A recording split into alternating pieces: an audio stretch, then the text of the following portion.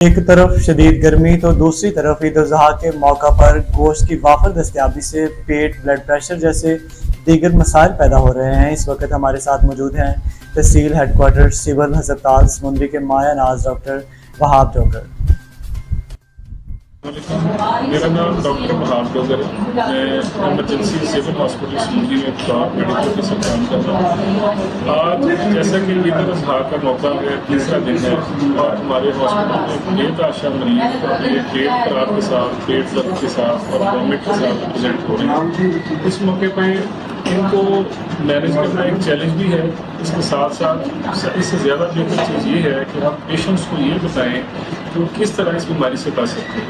عید الاضحیٰ کے موقع پہ ضروری ہے کہ ہم گوشت کو اعتدال سے کھائیں، اپنی خوراک کا اہتمام رکھیں کیونکہ اوپر گرمی بھی بہت زیادہ ہے، پانی کا مناسب استعمال کریں تاکہ ہم اس طرح کی بیماریوں سے، جو موسمی بیماریاں ہیں اور جو زیادہ کھانے کی وجہ سے ہوتی ہیں، ان سے بچ سکیں۔ میرا اس موقع پہ یہی پیغام ہے، عید انجوائے ضرور کریں لیکن ساتھ ساتھ کھانے پینے میں اعتدال ضرور رکھیں۔ Thank you very much.